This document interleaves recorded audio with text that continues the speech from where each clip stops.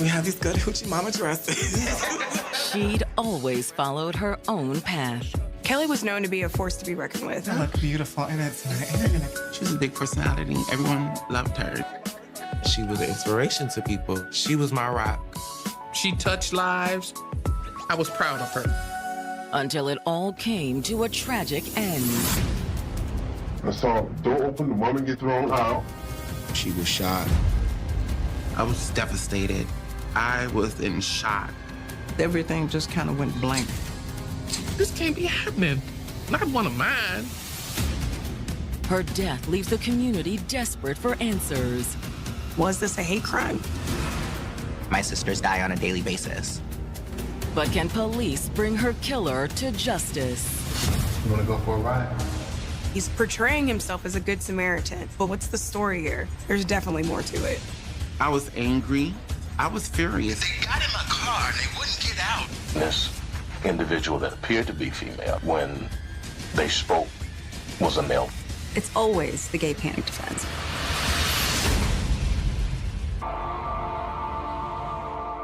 December 7th, 2018.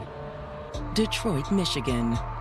Once a powerhouse of American industry, the Motor City is struggling to reinvent itself. Detroit's a great town, but it's a gritty town.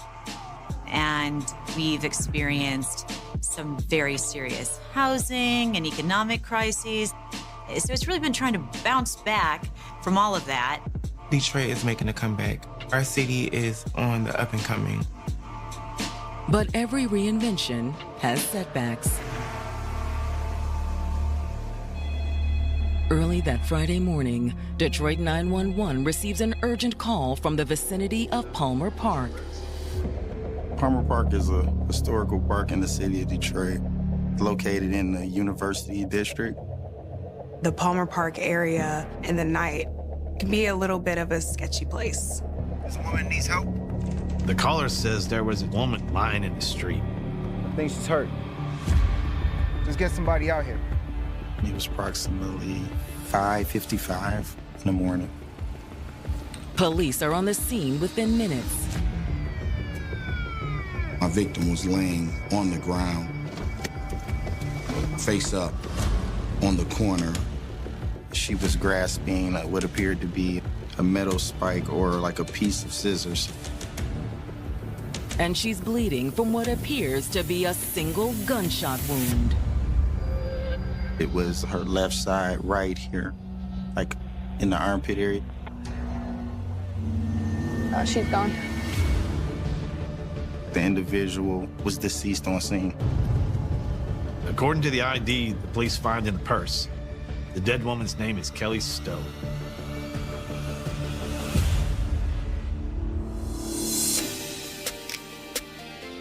"36-year-old Kelly Stowe always had a strong sense of self." Kelly was a force to be reckoned with. She had her own thoughts, her own mind, but she was very special. Not only was she beautiful and poised, but she was also generous, kind, loving, supportive. The community loved her. But it had taken determination to get there. Kelly wasn't born a woman. He was born Tristan. He was a grandma's baby, the light of everybody's life, spoiled rotten. We're a small family, but we love strong. And we're there, for each other, because we realize that we're all we have.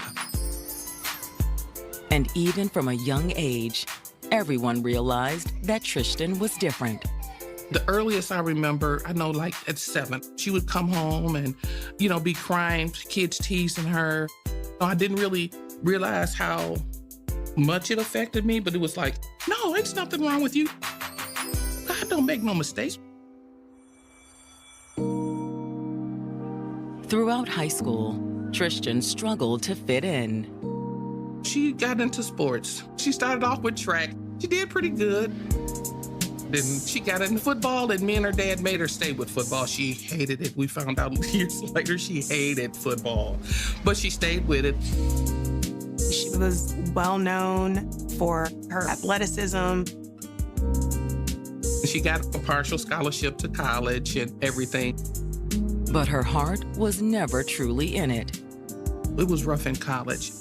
She ended up doing 2 years and then decided to come home. And when she came home, she finally started to embrace her true self. We talked about careers, what you want to do. So she was always in fashion and makeup and things of that nature. So we found the International Institute for Design and Technology. She enrolled there. It was like, oh gosh, she finally found a school where she felt like she fit in. Thank God. From there, she just flourished. That's where she really found herself. It was then that Tristan became Kelly. She was like, Mother, when I'm a woman, I feel empowered, I feel strong, I feel beautiful. And it was like, wow, I respect and love her for the fact that she accepted her truth. Nobody should hold nothing in if it's detrimental. Just be happy and live, you know? But it was when Kelly discovered the world of ballroom that she really found a home. The ballroom scene started in New York, where the Black and Latino community decided to come together and put on their own pageants and their own celebrations of who they are and their identities, and created a space that was just for them. When we were watching TV and saw people at BET Awards and walking on the red carpets, in our minds, we knew that we won't be able to do that. So we created our own space where we awarded ourselves and gave ourselves praise. So that's why it's important. It's ours. When it came to the ballroom scene, Kelly came alive. People could recognize her from a mile away. 6'4" stature, beautiful, confident. She was a winner. When she stepped on the floor, she won. And if she didn't win, like, you knew she was there. But Kelly was more than just a fierce competitor. Girl, try this one on too. Stop playing. She was also a role model. I didn't know how to do hair and makeup when I was younger, so of course she taught me. This is a good braid of hair. What kind of braid this is, honey?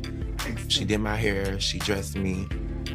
She gave me the motivation. She let me know that I could do it. Hey, Mom, you're castle. She was my rock. She was my big sister, but she also was my mentor. But now, the special woman who commanded the ballroom floor lies dead on a Detroit street corner. She succumbed to a gunshot wound. Other than her personal effects, there was one spent shell casing. And while Kelly died clutching half of a pair of scissors in her hand, there is no sign of a gun. It's definitely a homicide. But could it be more than that? We've got one female deceased. Can you go ahead and start major crimes in the ME? A transgender woman had been murdered. It is so dangerous for them just to be who they are. Was this a hate crime? After leaving her old life behind, Kelly Stowe had gone on to shine in the world of ballroom. She loved it. That seemed to bring her a lot of joy. It is the best thing in the world when you are finally able to be your authentic self. So we have these good hoochie mama dresses. She was bold, beautiful, and funny, and intelligent. She was warm, and everyone loved her because she always had a loving smile on her face. She was a big personality. And she was a role model to those around her. When people are not afraid to be their authentic selves and be out there, that starts to break down barriers. She felt comfortable living her own life and her own truth. But now Kelly's life has come to a sudden, violent end. She is dead on a Detroit street corner, killed by a single gunshot wound. So investigators really needed to know if Kelly was the target of a hate crime. A hate crime is anytime you intentionally assault somebody just because of their sexual orientation, their social status, their religion, their ethnicity. A lot of people take for granted the little things that are really unsafe for my community. It's not safe for every trans person to take the bus or go to the gas station to get a pack of cigarettes. The daily things that we take for granted are some of the reasons as to why my sisters die on a daily basis. Living this lifestyle, we have lost a lot of people, and it puts you in a scary place. It's being normalized, killing trans women. For the moment, the detectives aren't sure what motivated the murder, or if Kelly was even shot on the street corner. This could have been someone that's dumped out of a vehicle. This could have been an old windshield casing. However, since the victim is trans, the detectives have to take that into account. At the onset of any investigation, you have to follow the evidence, right? And based on where they found Kelly, the detectives have reason to believe the crime could be motivated by anti-trans prejudice. Trans women of color, particularly, congregate in the 6 Mile and Woodward area, which is Palmer Park area in Detroit. It's been like that for quite a while. There is an LGBT center there. It's the only place in the city that will take them in. No homeless shelter will take in a trans person in the city because most of them are faith-based. So there's just no support system for this community. To survive, many turn to sex work. When I was younger, I was doing sex work, survival sex work. I didn't like it. I don't like it. It's very dark, creepy, scary. If you're there, know that you feel in your mind there's no other choice. Nobody in their right mind wakes up and says, this is what I want to do for a living. They don't have any other option to have the things that they need in order to survive, whatever that is, whether that's food, whether that's access to hormones, medication, a roof over their head, a phone to be able to call their loved ones. The detectives suspect sex work could explain why they found Kelly's body near Palmer Park. It has been historically a place where you find prostitution. If someone is looking for a target, if they're looking to murder a transgender woman, the Palmer Park area would be the perfect place to do that. But that doesn't necessarily mean that her death was a result of a hate crime. Hoping for insight, detectives start knocking on doors around the park. They're looking for more witnesses, right? People who were in maybe the park area, but it seems like nobody saw anything. A lot of times, the community doesn't want to step forward. A lot of times, it's mistrust of the police. They don't want to be targeted themselves or retaliated against. We can do what we can, but they still have to live in that community at the end of the day. However, the canvas does produce one thing that could be useful. There was a church across the street that had video. But before the detectives can get a copy of the video, 911 dispatch gets another urgent call. The call came in about 6:30 in the morning. I like to report a shooting. It's coming from a gentleman who says that he experienced a robbery in the area earlier that morning. They got in my car. They wouldn't get out. Give me your money, get out! He said that he had to shoot them. Detectives investigating the shooting that killed Kelly Stowe have just been informed that dispatch received a 911 call from a man who says he may be responsible. He said that he was driving early morning on his way to work and got flagged down by someone right outside of Palmer Park. It looks like she was in distress. I slowed down to see if she needed any help. The caller, 46-year-old Albert Weathers, says he'd stopped to see if she needed assistance. We learned that he was a pastor of a church in Sterling Heights. He does also say that he was a form of law enforcement because he was an armed guard at the water authority. So he had a little bit of training. You okay, man? Oh, God, I didn't think you'd stop. He said that he was surprised when she had a low voice, like a man. But he says it's what happened next that really took him by surprise. Give me your money. the woman attempted to get in the car and rob him. She pulled something out of her purse. It looked like a knife. Give me your money, get out! He says that he'd instinctively gone for his gun. In addition to being a security guard, he has a concealed carry permit. Out, now! It just happened so fast. He said that he was aware that the gun went off. He didn't know if he had shot the person. I wasn't even aiming at her. He said she fell back out of the car, he yanked the door closed, and then drove off. It scared me to death. He said it wasn't until he calmed down and started thinking straight that he called 911. When the detectives return to the precinct to reach out to Albert, he agrees to come in and give them a statement. He wasn't too hesitant about telling his story. Thank you. While they wait for him to arrive, word of Kelly's death spreads through Detroit's tight-knit trans community. In our community, news travels fast. Like, I found out immediately. When I got that call, I was devastated. I was in shock because I literally talked to her a couple days before. The news also reaches Kelly's family. A friend of hers had called, and she said, well, on the news, they had this story that a trans woman was killed, and I think it was Kelly. I guess everything just kind of went blank for a little while because I couldn't just get that together. You know, she's dead. I was just like, this can't be happening. Not one of mine. You know, that happens to other people. While Kelly's family reels from the news of her death, Albert arrives at the station to give his formal statement. He appeared to be very forthcoming. I'm just, still shaken up by the situation. Yes, sir.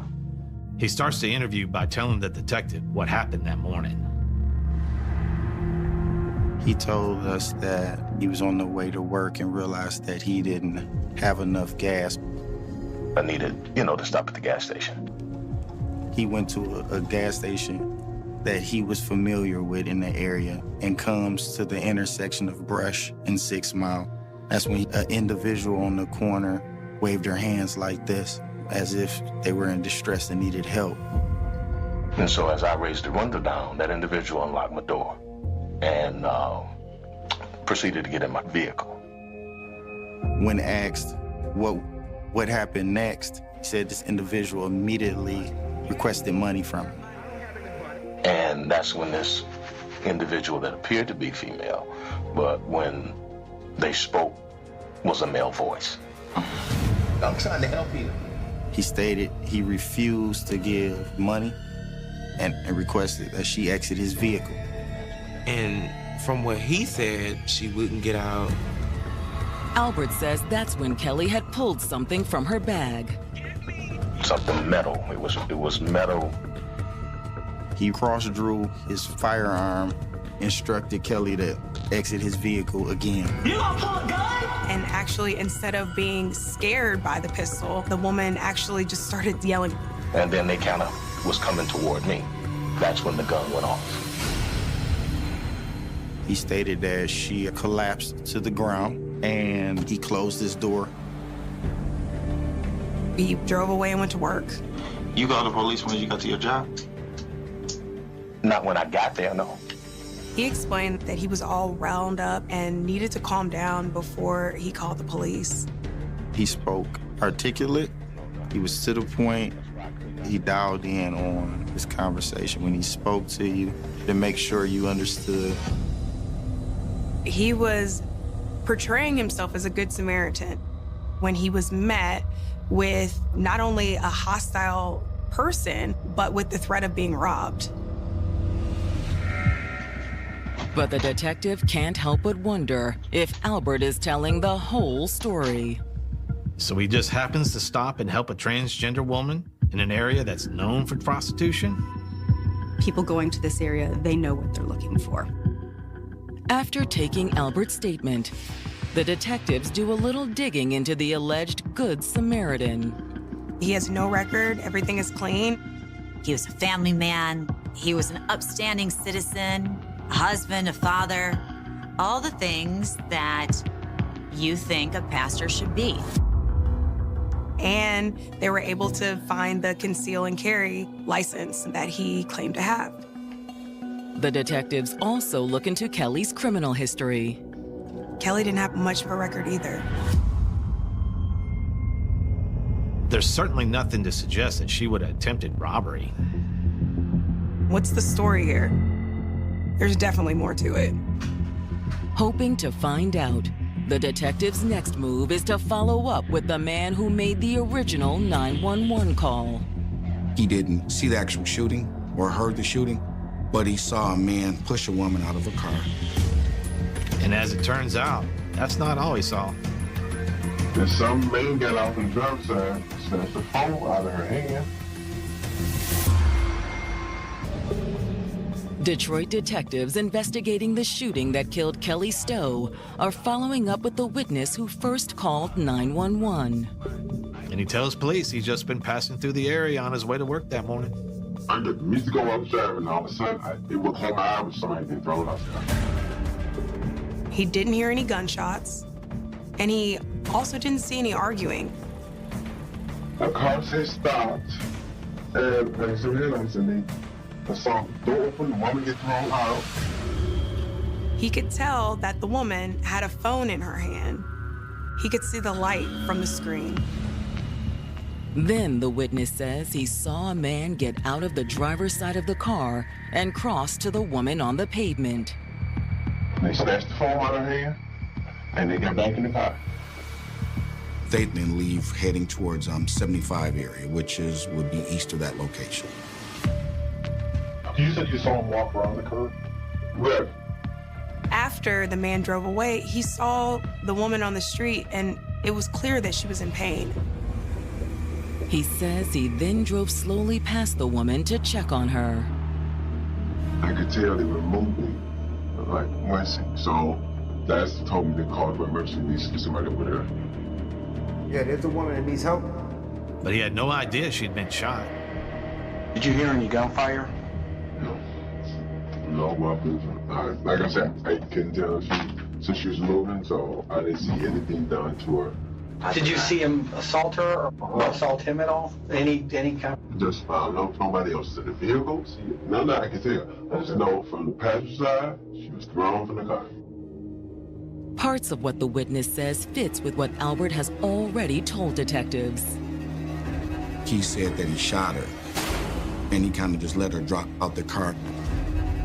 But the witness also saw things Albert hadn't mentioned. Albert never said anything about Kelly having a phone. So now we have two stories happening. There may be a way for detectives to uncover the truth. During initial canvass, detectives noted that there was a church nearby that had cameras that covered the area where the incident had occurred. I had one of our video people extract the video from the church.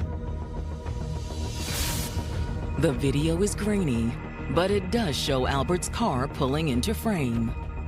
It was dark, but you could clearly see that the car stops, and you can see the dome light coming on in the car, and you can see there's some sort of communication going on in the vehicle because it's just sitting there. Then a moment later, a man does get out of the driver's side. It's a very grainy video, but you do see that he then approaches the passenger side. You see a muzzle flashed. Could that be the supposed phone light that the witness saw? Kelly's essentially dumped out of the car, left in the street, and he goes back around, gets into the driver's side, and pulls off. However, while the video doesn't quite match the eyewitness statement, it doesn't confirm Albert's account either. Mr. Weather stated that a woman flagged him down as if she needed help at that corner. But in the video, Kelly was already in the car when Albert pulled up to the corner. Which makes me believe that he picked her up at a different location. The video also provides a possible clue about where Albert picked up Kelly. The video was very grainy. It was dark, but you could most certainly see it. The car actually came from a street that ran perpendicular to 6 Mile. They're coming from the direction of the nearby LGBT center. A lot of trans people go there that experience homelessness, that need non-perishable items, a food box, and different resources. Detectives suspect someone at the shelter could know more about Kelly's death, if they're willing to talk. The trans community, for good reason, has in the past not really trusted law enforcement. Sometimes they're sex workers. They don't want to deal with the police. Right this way. But this time, the detectives are approached by someone from the trans community who is more than willing to talk.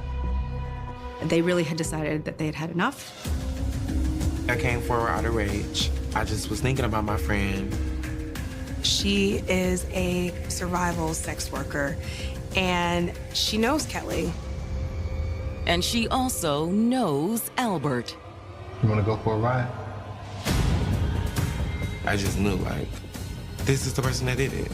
This is the person who killed my friend. She said it wasn't a robbery. This was on purpose.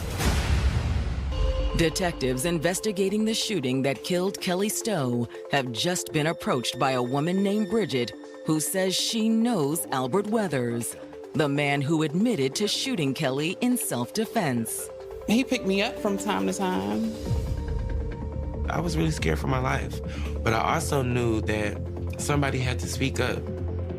She has known Mr. Weathers for a long time. Yeah. I had known him before I even hit the age of 20, and I'm 35 now. And Bridget says Albert is no stranger to the women that work that area of Detroit. He comes to the Palmer Park area and picks up prostitutes. Albert was a client? Not for a while, but yeah. Why not for a while? It just wasn't worth it. My experience with him was negative. There was always a conflict at the end of any of the sex work. Whatever they agreed to, he wanted to change the price of the services. I walked away a lot of times from him with no money. She also tells police that Albert's behavior is aggressive. It's like we was living a double life.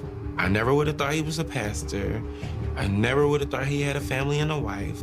He was very manipulative and verbally abusive. Like, he was a monster. So you saw Albert pick up Kelly before? Yeah. She had been on dates with him. I won't be able to say how many, but I knew that she was familiar with him. That just changed everything and completely blew his story out of the water. Well, we'll be in touch. All right, I'll see you out. After talking to Bridget, the detectives turn back to Albert. He sticks to his story at first. Well, I already told you. I saw her on the corner. What if I told you that we had evidence that you're lying? What evidence? I explained we have video. The video was grainy, but it showed that no one was walking in that area at that corner. Okay. I picked her up. We had an argument. But I didn't mean to kill her. He said he pulled the trigger by mistake. I just wanted her out of my car. Why don't you just call 911? I was scared. Scared of what? Jesus, I'm stronger now. I'm wiser. I'm much better. He's a pastor, and he didn't know how this was going to be perceived, that he was picking up a trans woman for sex. As long as we continue to villainize trans women, we're going to continue to be murdered. We're going to continue to have higher rates of domestic violence because of the social stigma. The reality is a lot of them rather love us in private and kill us in public than have anybody know of their association with us. But while social pressures and prejudice created the circumstances that led to Kelly's death, it was Albert who pulled the trigger.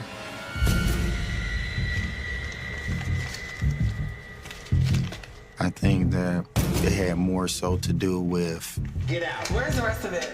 Mr. Weathers not willing to pay for some service. Where's the rest of my money at? Stop playing with me. I asked you to get out. I'm not going nowhere. You're gonna give me the rest of my money that you owe me. You got the right one today. I'm not gonna say it was premeditated, but I just felt like he already was ready for that type of situation. I don't know what you walking over here for. I'm not going nowhere. You're gonna give me the rest of my money. Out. He pulled the trigger and shot her one time. And then he just left and went to work, like a normal day. The way that he left her in the street and drove away, it's sickening. I don't think he saw us as people. I think he saw us as a lot of people do, a fetish. It became pretty clear that he wasn't the upstanding pastor and father and husband that he had claimed to be. Miss Albert, stand up. After the interview, the detectives charge Albert with the murder of Kelly Stowe. I was like, thank God. I don't have to go through life wondering who did this and why. I was relieved, but I was more relieved that he wouldn't hurt nobody else, so to speak, because there's a lot of young trans ladies down there. I was excited, but I also was anxious to know what was the next step. The prosecutors were just as anxious. At the time, I was a prosecutor in Wayne County and working in the homicide division. So Prosecutor Worthy and Dana Nessel, who is now our Attorney General, put together the Fair Michigan Justice Project. They asked if I would come in to prosecute, to start tackling the violence in that 6 Mile Woodward area against the trans community. It has changed astronomically my community's view on law enforcement, interacting with law enforcement. Our trans community, I think, is feeling a little more comfortable coming forward. But then, just 6 months after the arrest, there's a development in the case that could undo all that progress. Albert Weathers was granted a bond hearing. When you're charged with murder, typically you are not granted bond. But the judge in this instance sets Albert's bond at $100,000. Only 10% has to be paid. So with $10,000, Albert's a free man. I was angry. I was furious, to be honest. They literally just let a murderer go. 46-year-old Albert Weathers has been released on bond after his arrest for the murder of Kelly Stowe. During that hearing, the judge repeatedly asked the prosecutor what would be the harm in allowing him to be back on the streets until trial. But the judge says Albert is a pastor, doesn't have any priors, and is not considered a flight risk. Kelly was a victim in this case, and the defendant threw her out like she was trash and drove away and left her to die. The prosecutor goes on to try to remind the judge that he waited an hour to figure out what story he was going to come up with to tell the police. The judge then says he understands all of that. But how is that a threat to other people? I was pretty upset about it because a judge, in this case, stated on the record that they did not believe him to be a danger to the general community. So this was another instance of danger to the trans community not registering. We were just all looking like, huh? Like another slap to the face, another like, y'all don't matter. I was just angry. Oh my God, why he need to be out on bond? He may go and mess with somebody else. This is not the first person that he got physical with, and I just feel like he's gonna do it again. I'm next, is what I thought.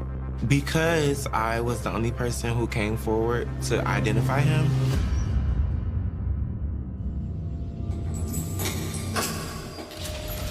After making bond, Albert returns to his job as a security guard. And to his church. He even officiated at a wedding. It was crazy. It was more like manipulation. I wanted to go to his church. I wanted to rally like a group of people together just to go to his church on one good Sunday, right? Because I wanted to know if his congregation really knew who was sitting behind that pulpit. Albert spends the next 4 years out on bond awaiting trial. With the COVID, the pandemic, everything got pushed back and pushed back and pushed back. It really had everyone asking, is he ever going to be on trial? I had to just say, okay, God, revenge is yours, because it's going to come to an end eventually. Finally, in 2023, Albert's attorneys reached out to the prosecutors about a possible plea deal. I feel that we had a good chance of, obviously, a conviction. And defendants, when they see an onslaught of evidence, they make decisions based on that. I think we all know that Albert Weathers had a history of soliciting transgender prostitutes. He was already facing pretty serious allegations, and I don't think he wanted all of that out in the open. The prosecution also worries that a jury might believe Albert's claims of self-defense. It's the gay panic defense that they want everyone to buy into. It's always the gay panic defense. A lot of it comes down to what you can prove. You don't know what a jury's gonna do. It's possible he wouldn't serve any prison time at all. In July of 2023, Albert pleads guilty to second-degree murder and a felony firearm charge. The felony firearm is an additional charge that goes with the commission of a crime while using a firearm. In exchange for his plea, the judge sentences Albert to 8 years for murder, with an additional 2 years for the firearm charge. I was not surprised with the plea. He knew he was guilty. We knew he was guilty. They knew he was guilty. The judge knew, but that's not a sentence.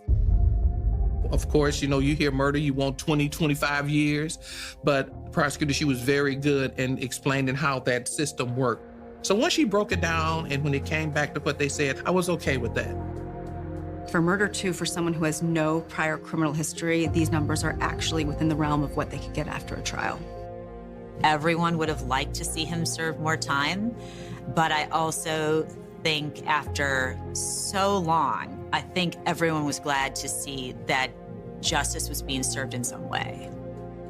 I'm glad that finally this was an end and he admitted guilt.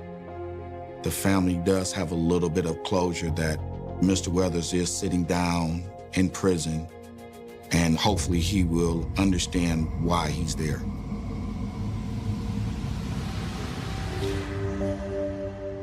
And while that hardly makes up for the loss of Kelly's life, those that loved her are dedicated to ensuring that others don't suffer the same fate. I didn't get a chance to save my friend. Like, I'm an advocate in the community now.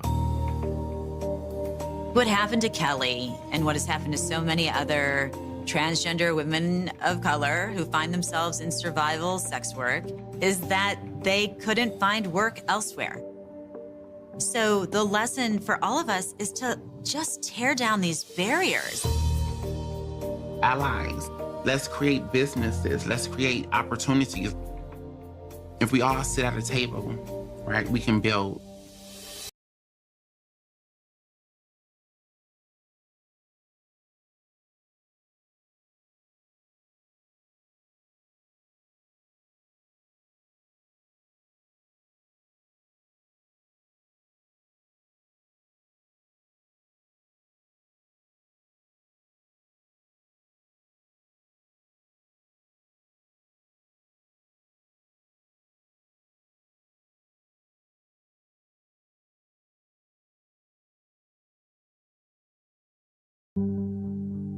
Being in love requires a leap of faith. Following someone into the great unknown, hoping to find your happily ever after. But when passion and devotion are twisted into obsession and control, That leap of faith can feel like being pushed off a cliff,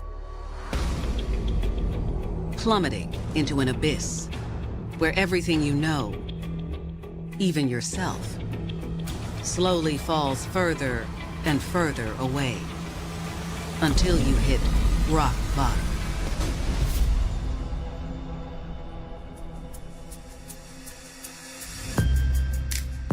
November 1st, 2017, Detroit, Michigan. It's a quiet evening in the city once known as the crime capital of America.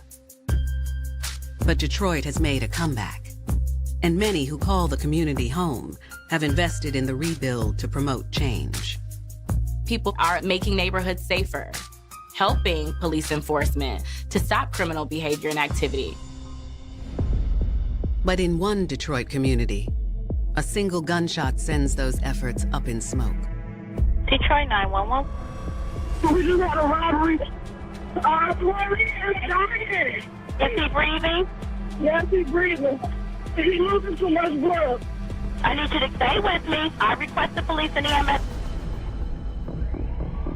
Police rushed to the scene, an auto parts store on Schaefer Highway, 10 miles northwest of downtown. All they knew at that particular time that it was a robbery and a shooting. There's blood around an older male on the floor suffering a gunshot wound. He was shot in the head and in grave condition. When you go to a scene like that, it strikes down in your own heart. We had to catch the persons that was involved. As EMTs rushed the victim to a nearby hospital, responding officers cordon off the scene. But as they dig into the investigation, they will discover there is more to this robbery and to the individual that pulled the trigger than meets the eye.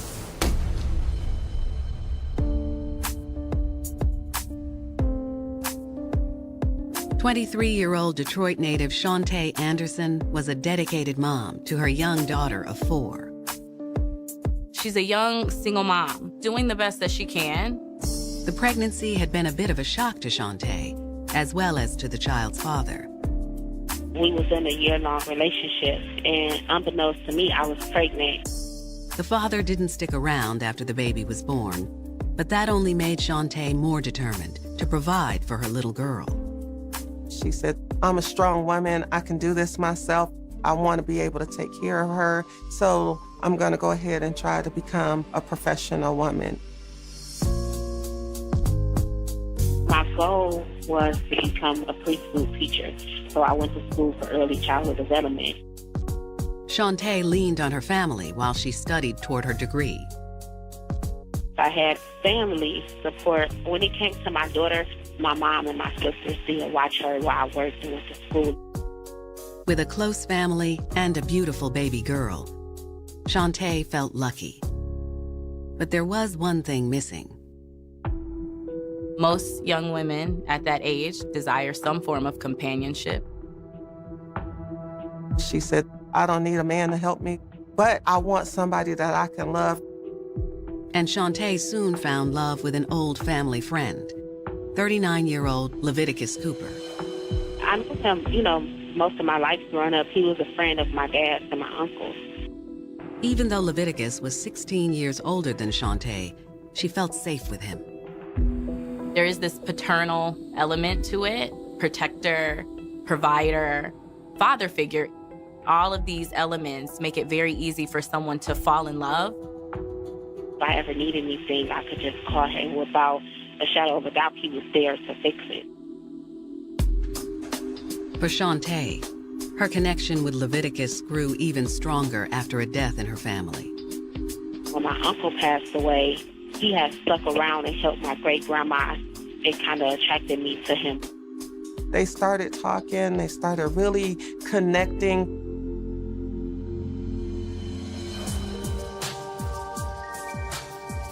They start to date and she falls in love. It was fun, fulfilling, romantic companionship. He made her feel loved, made her feel wanted. Shantae hadn't planned to fall so hard for Leviticus. but he was everything she had hoped for in a man.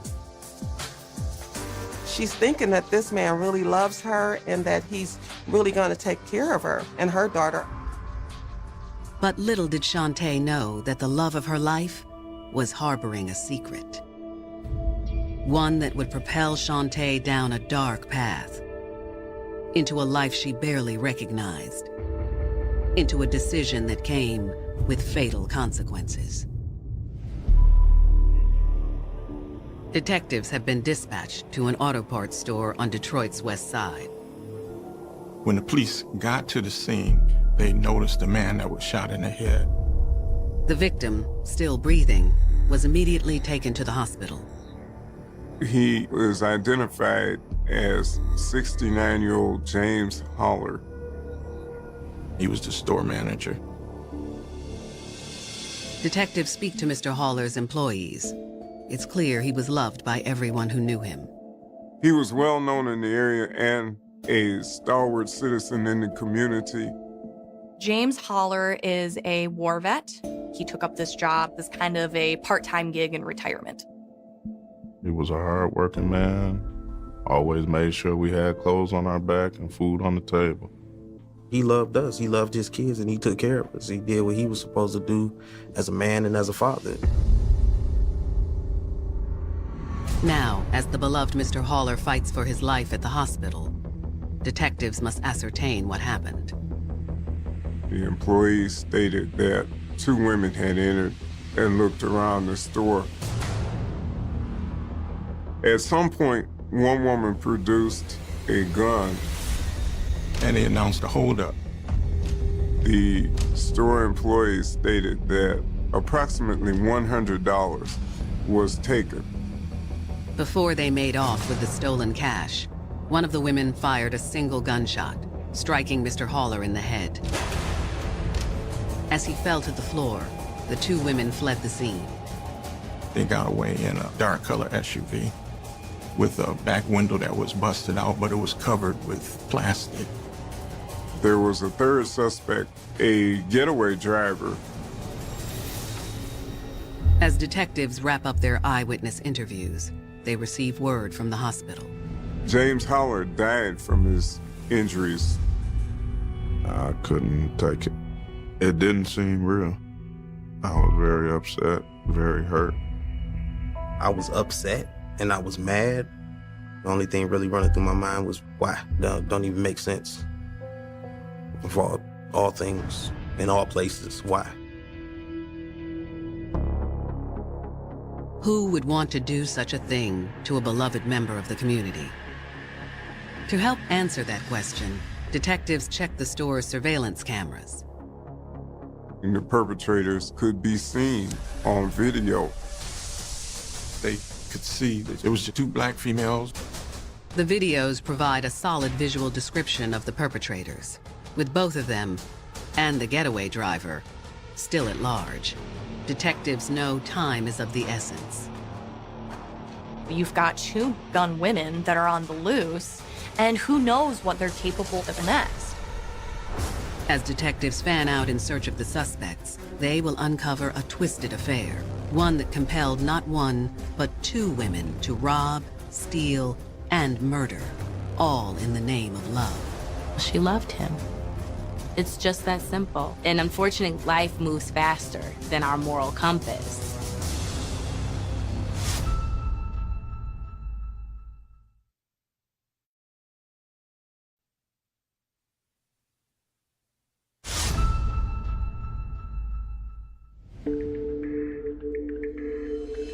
Shantae Anderson is a young mother who found love where she least expected it. In the arms of Leviticus Cooper, a family friend 16 years her senior. Me and him had fun a lot, and I loved him. She was deeply devoted to Leviticus. Her love was unwavering. But after a few months of blissful romance, Shantae discovered that Leviticus had been harboring a shocking secret. Unfortunately, this honeymoon phase doesn't last long for her. Turns out Leviticus has another life. A life that, as fate would have it, would inextricably link Shantae Anderson to the armed robbery that left 69-year-old James Haller Jr. dead on the floor of the Detroit auto parts store he managed. He had a good reputation. He was a kind person. He was a nice person. A lot of people knew Mr. Haller, and a lot of people were pissed. The only thing really running through my mind was find out who did it and where they at. Armed with surveillance footage of the two shooters, police hold a press conference the day after the shooting. Certainly the unthinkable happened, unsensible, unnecessary, cowardly. We're relentless, and we're going to arrest you. The victim's family also made a plea for the perpetrators. I just want to say, you took something that can't be replaced. That man raised me, took care of me, fed me, made sure I went to school every day. You see the family talking to the crowd and, all these microphones and all these cameras right in front of your face. You try to just suck it up and do it in the mere effort to try to find who killed your loved one. Turn yourself in, because God gonna get you if the police don't. God gonna get you. You gotta pay for what you did. You took a father away, you took a husband away. It was quite emotional. The wife, the children, everyone was upset. You didn't have to shoot him! You didn't have to shoot him! Police released the store's surveillance videos of the crime to the public, hoping someone in the community can ID the suspects.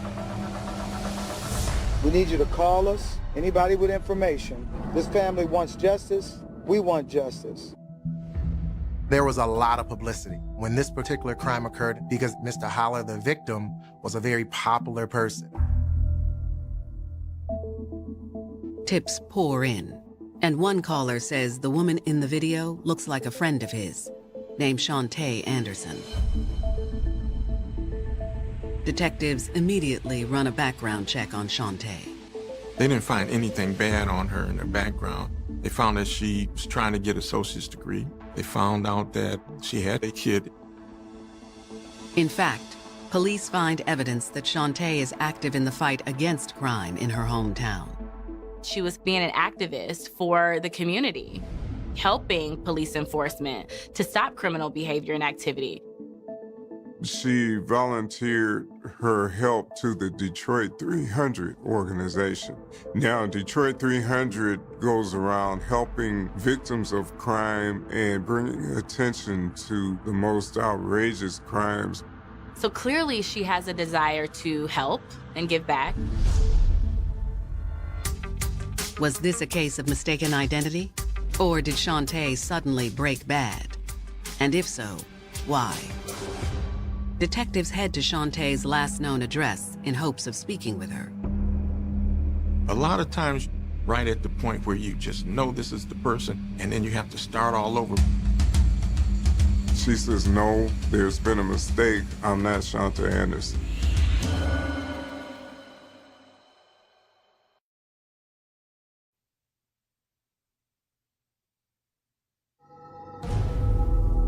"23-year-old single mother Shantae Anderson believes she found her soulmate in older man Leviticus Cooper. He's a man that is familiar to her, the stable figure, a man that has been around for many years, who she can depend on and rely on. But Shantae would soon discover that the relationship wasn't built on trust, but rather on deception. And despite all the lies and prevarications, she'd wind up doing the unthinkable, all in the name of love. On November 3rd, 2 days after the murder of James Haller Jr., Detroit detectives stake out what they believe to be the home of Shantae Anderson, one of the female suspects caught on tape during the shooting. They do surveillance on her last known address, and they see a woman matching her description leaving that residence. Police have a photo of Shantae, and this woman looks exactly like her. They go up to her and say, Shanta, put your hands up. She says, there's been a mistake. I'm not Shantae Anderson. Detectives asked the woman to show them some identification. She didn't have any ID on her. Since she has no ID and she can't prove who she is, the police take her into custody. At the station, detectives interrogate the unidentified woman. Do you understand we're conducting a criminal investigation? With me? November the 1st, around 5 o'clock, where were you? I was at home. The woman continues to deny that she is Shantae Anderson. Okay, I'm just gonna show you a picture real quick, okay? Who is that? That's Shantae. That's my sister. Investigators realize they do in fact have a case of mistaken identity. We made a mistake. We thought you were your sister. And I apologize. When's the last time you saw her? I haven't seen her since like the summertime. My boyfriend and her boyfriend got into it. Who's her boyfriend? I only know his nickname. What's his is name? Nut. Do you have a phone number for him? No.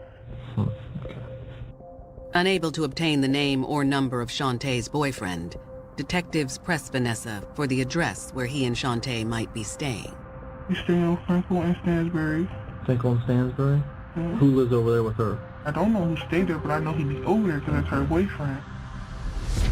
On November 4th, 3 days after the shooting, police descend upon the address provided by Shantae's sister. They announced, police search warrant, and no one was there. The house is empty when they go in. They had to clear the area to make sure there was nobody gonna attack them or anything else like that. Once the house is cleared, detectives scour it for possible clues. They just checked the whole area out. They were looking for weapons. They were looking for anything that allowed them to connect to that crime that they had. On the counter, detectives find a stack of mail, but not all of it is addressed to Shantae. They find mail belonging to another individual that lives there, a man named Leviticus. Detectives now believe Leviticus is Shantae's boyfriend. The police suspect that Leviticus may also be associated with the robbery and maybe the getaway driver. Police also discover mail and an ID card belonging to a woman named Ebony McEwen Ross. The mail belonging to Ebony verifies that she lives there. But who is Ebony McEwen Ross? Is she the other woman in the surveillance video? The next morning, detectives search information on the two names found in the home. They cross-check any social media accounts to determine how they're connected. Police locate an account for 28-year-old Ebony McEwen Ross. Scrolling through Ebony's feed, they discover that she's friends with Shantae Anderson. But that's not all. They found a picture of Ebony, and behind her was the exactly same vehicle that was involved in the shooting. The SUV, dark color, and the back window that was taped up is the SUV seen leaving the auto parts store. Investigators find that Ebony has an SUV registered in her name. Detectives put out an APB for Ebony's vehicle. They also put one out for another vehicle, one that's registered to Leviticus Cooper. The police now believe they have identified 3 people involved in the robbery. It isn't long before the APB on Leviticus's vehicle pays off. Police did pull Leviticus over and they were able to arrest him. Once Leviticus is in custody, he spills the beans on a romance involving not just Shantae Anderson, but Ebony McEwen Ross as well. A romance that was the catalyst for the murder of James Haller Jr. These 2 women will do or die for their man, no matter what.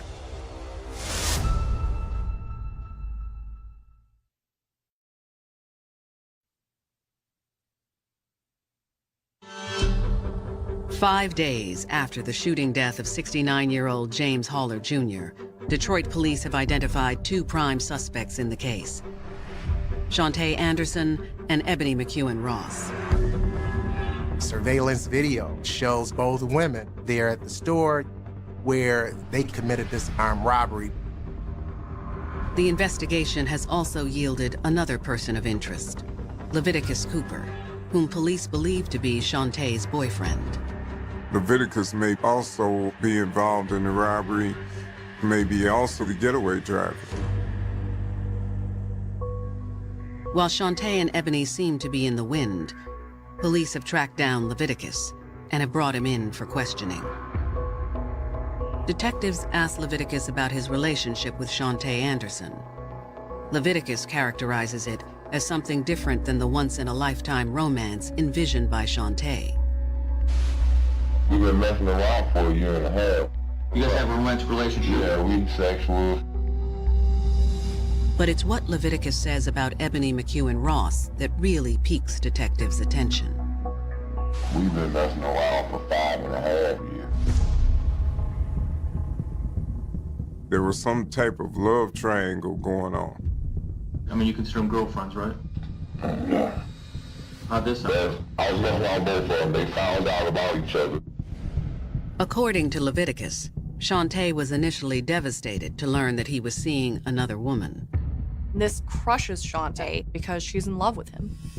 Not that Ebony was exactly thrilled to learn about Shantae either. They know that it was few. I'm saying I'm not gonna be neither one of y'all. He was sleeping with both of us, and she looking at me like this is my man, and I'm looking at her like this is my man. These women are having to vie for time, affection, commitment, attention.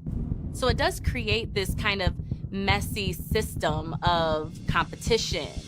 Leviticus says that's when he offered a solution that he described as a win-win-win.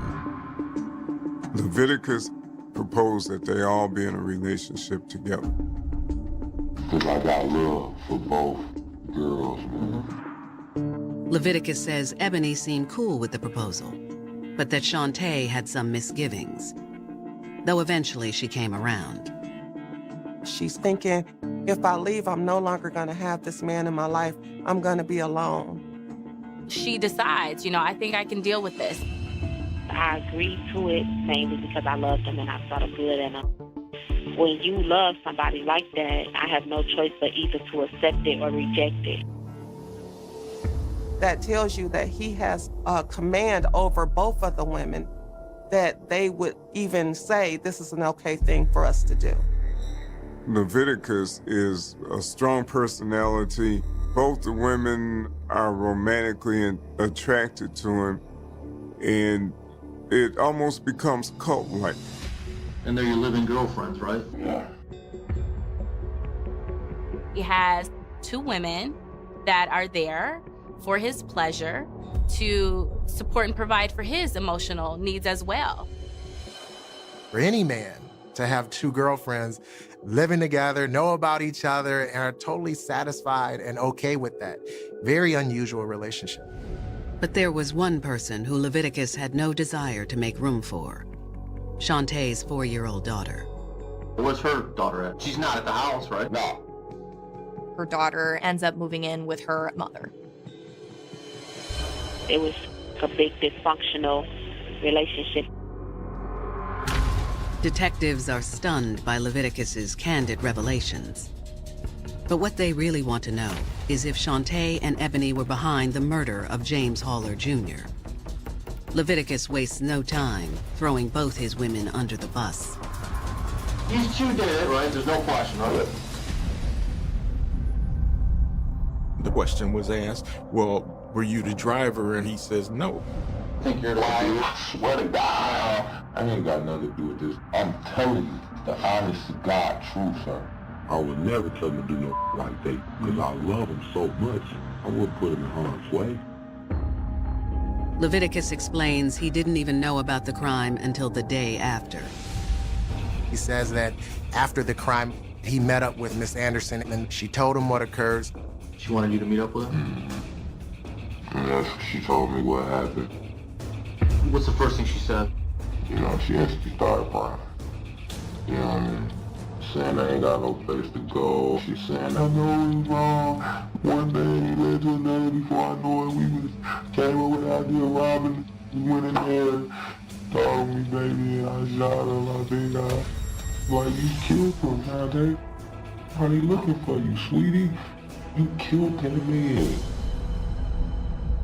I'm like, man, where the gun at? Did she tell you where the gun's at? She said she threw it, that's it. She didn't tell me where. Leviticus also tells detectives where to find Shantae. Leviticus told the police that he hid her at his grandmother's house.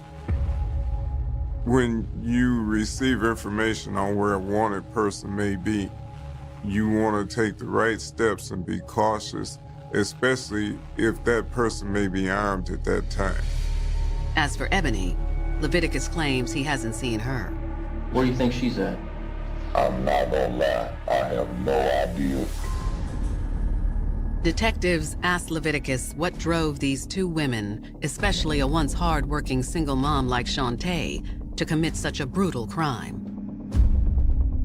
Leviticus thought that the motive dealt with the fact that it was his birthday. They wanted to surprise him. They wanted to buy him a gift. So they decided, because they had no money, to rob this store. Detectives find that statement hard to believe. But with Ebony McEwen Ross still MIA, detectives shift their focus to bringing Shantae Anderson into custody. Police goes to the house, they surround it. They're hoping that she'll surrender peacefully. She gave herself up. They arrested her without any kind of situation or anything. However, Ebony is nowhere to be found. With Shantae in custody, detectives hope they'll soon learn the true motive behind this seemingly senseless shooting, and how a good girl like Shantae wound up on the wrong side of the law. I feel like if I was not dating him, I wouldn't have been put in no situation like this at all.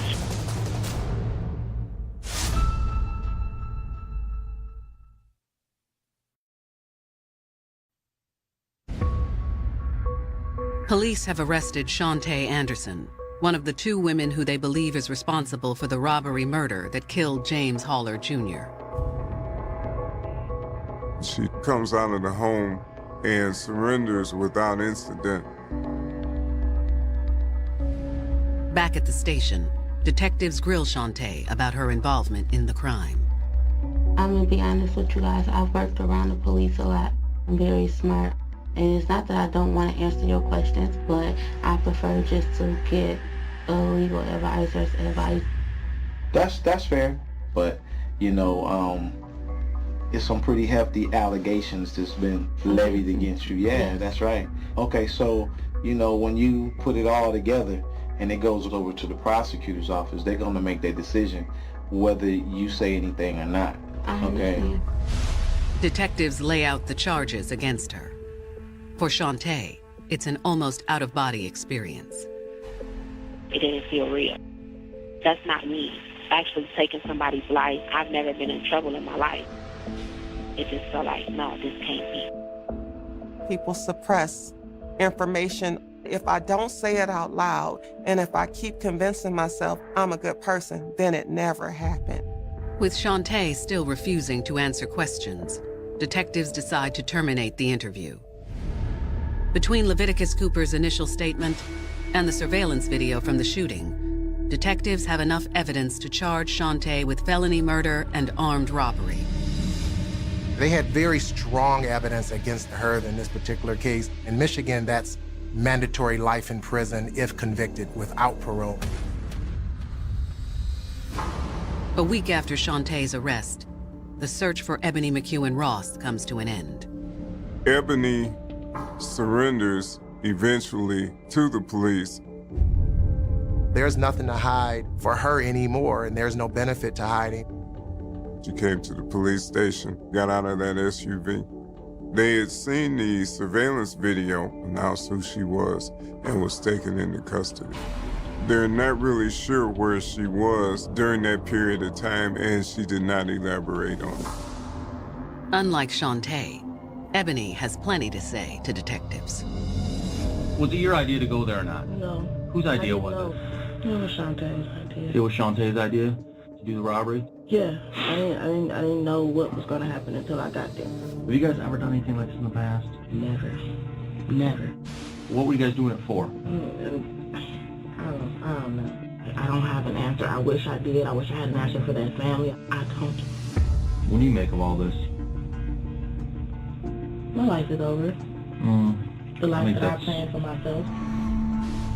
Detectives press Ebony on Leviticus's involvement, but she immediately shuts them down. There is speculation that Leviticus was the getaway driver. Did Leviticus have anything to do with any of this? So what was Leviticus's role at all, if anything? None. She didn't give him up, didn't say he was involved at all. Ebony tells detectives a man named J-Rock was the one driving the getaway car. How can we identify J-Rock? How can I find him? Do you know anything about him? Nothing. And that's the worst part. I know nothing. During the investigation, nobody came up with a rock. She very well may have been protecting Leviticus. They went all the way to rob a store for him just to get him a gift. Ebony McEwen Ross is charged with felony murder and 2 counts of armed robbery. The police were never able to actually figure out who the driver was or to actually implicate Leviticus more than harboring after the fact. For helping Shantae lay low after the shooting, Leviticus Cooper is formally charged with accessory after the fact. Leviticus was charged because he let her hide at his grandmother's house after the shooting. With Leviticus, Ebony, and Shantae all in custody, one question remains. What truly led Shantae Anderson to pull the trigger that fateful day? In my professional opinion, women commit crimes for men because of love. It doesn't have to be rational. It doesn't have to be logical. She loved him. And it led her to make some very destructive decisions.